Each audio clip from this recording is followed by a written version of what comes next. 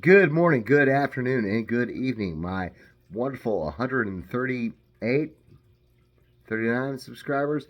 I think I lost one. Sorry I lost you. But welcome to another edition of the Kraken's Lair comics.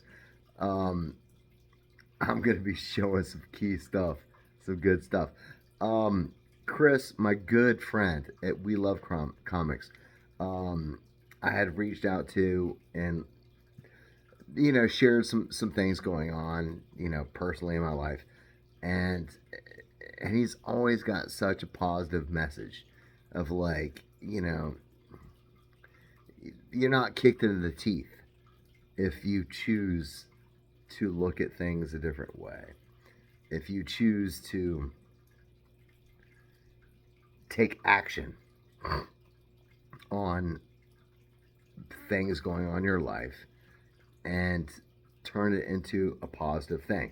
Now, the main goal of this is to get to the comics since May 13th, where I've been like selling comics to like what I'm calling like the cash up program to, finance books that I believe in, you know. I said it before. If you got books from like 1975 and they're worth $10 now, $20 now, how much more are they going to be worth in 10 years? The 10 books of $15 book, the $20 books, the $25 book. So I'm trying to like liquidate the collection and get like some like key stuff. But Chris suggested like do a top 20. And that's hard because I got some good books. So we're going to start with this one. And I hope you guys stick with me. Rah, rah, rah.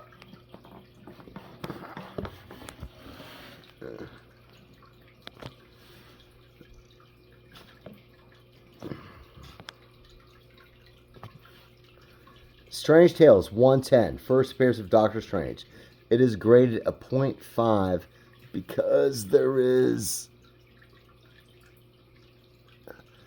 a page missing. It does affect the story.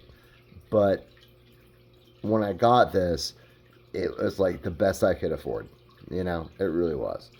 And I do believe that this book will make me money in the future because there's not many people that like got like $10,000, to lay out on a book. So sometimes it's like the lower grade stuff that someone's like, man, I really want this. That if I take the $1,000 and make it 1,500, that's doable. So I've got to move.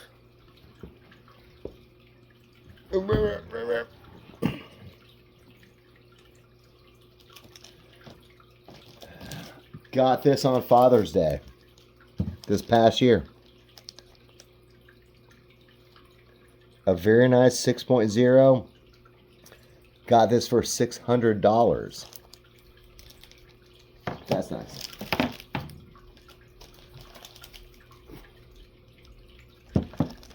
Daredevil #1. Man, this was a grail book for me. It's a 1.5. Like, I totally love it. I can accept that 1.5. And I got this before the second season of Daredevil came out and was released. So, I believe in this book. I really do.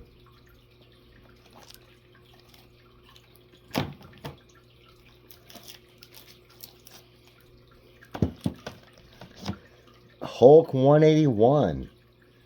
Verified signature, Len Wein. I really like how he did that right there. That's kind of cool. Love this. This was my first like $1,000 expenditure on a book, and I was trying to tell my wife at the time, a couple years ago. I was like, dude, if we don't do this now, it's going to get ghastly expensive. Love this book.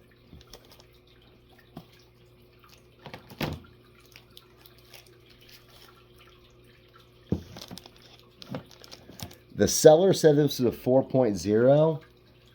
Came back a 6.5. I love this cover. I love everything about it. Third appearance of Iron Man. Love this book.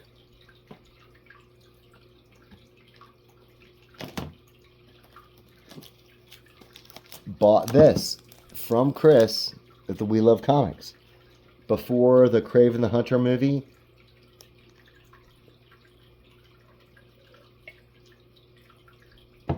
It's interesting to me that even though the movie didn't do well, the book is still rising in value.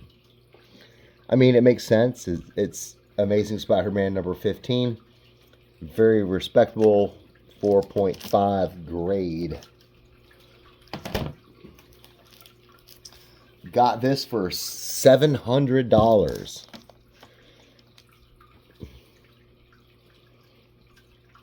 Yeah. Yeah. So pretty.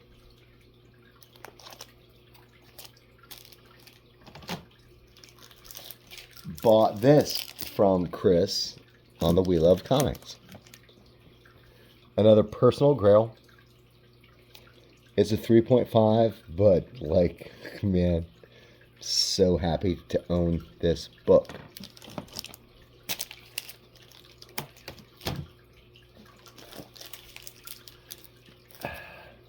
Working on a Tales of Suspense 39.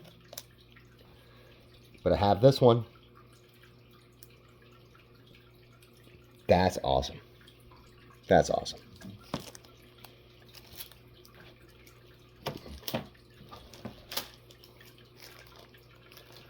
Bought this from Chris on the Wheel of Comics.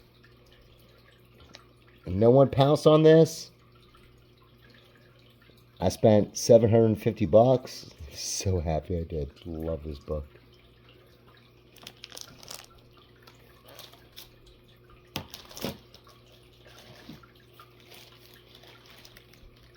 I'm not taking these out of the bag, so like, forgive the glare.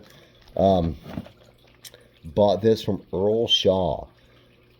$227.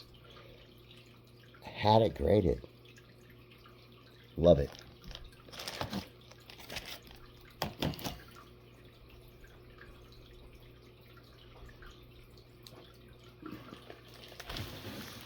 Now,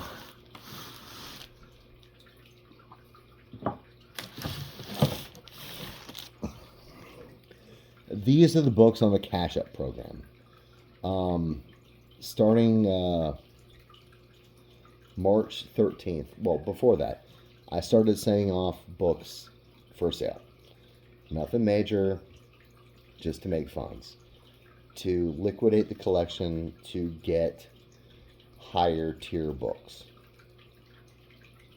So this next batch, these are all books that I've acquired in the last 3 months.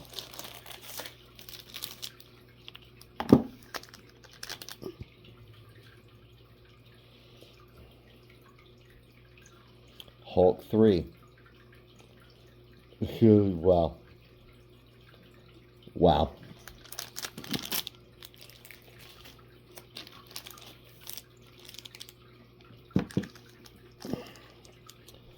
First appearance of Poison Ivy, and for like newer collectors, it's very important that you make sure that the centerfold, like, well, there's like a poster or something, or like a pinup, because that drastically affects the value. Got you.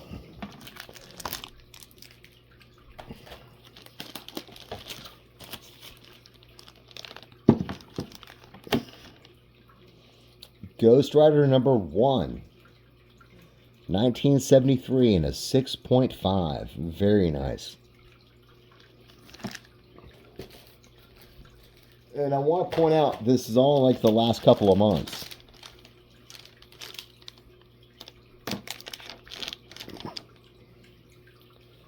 Amazing Spider-Man 5.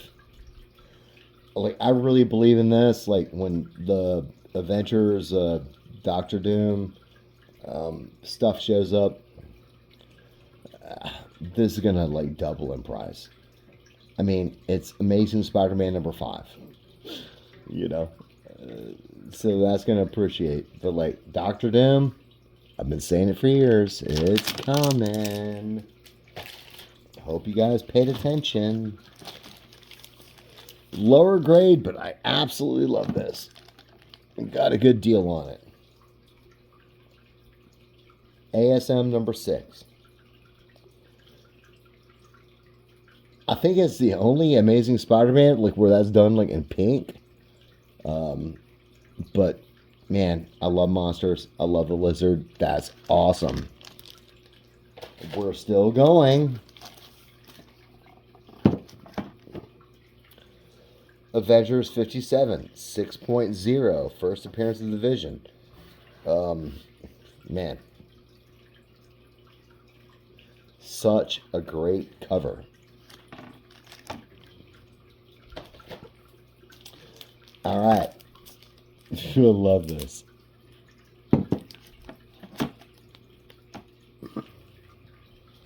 Strange Tales number 75 from 1960. I am Taboo. The Thing from the Murky Swamp. I sold some of my like, you know, what Chance calls Danny books, some monster stuff, but I love monster stuff. And I really, really love this cover. Like with the dark black. I love that. So proud to own it. This came in today.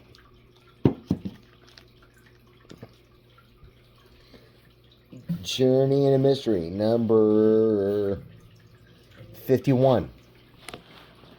Like, crazy robot cover. Man, like, I love that cover. That is awesome. Once again, like, a lot of, like, dark around the background. Bring the humans to me. Well, that would, I could probably do like a better robot voice. Bring the humans to me. Bleep bloop. Bring the humans to me. Love that. I believe in this book. Absolutely.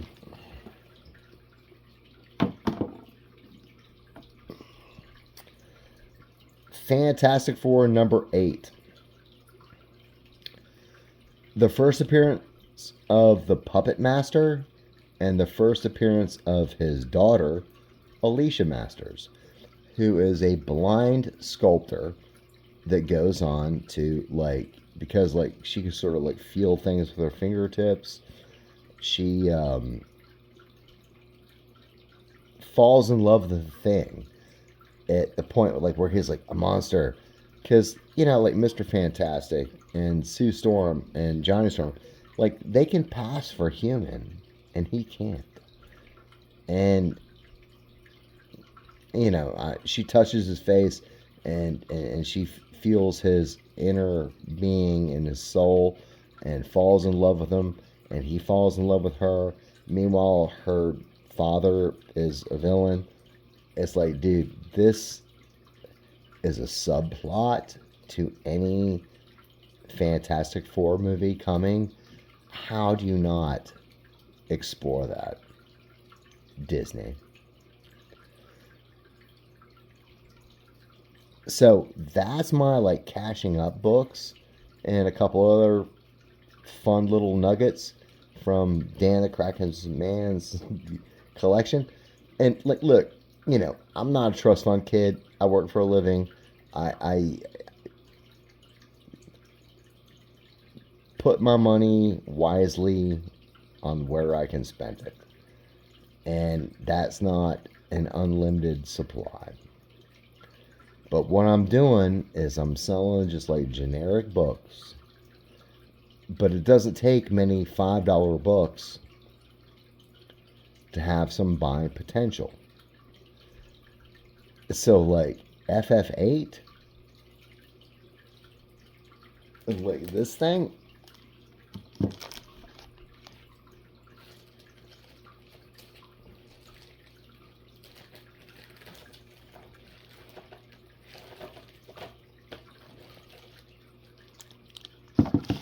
This?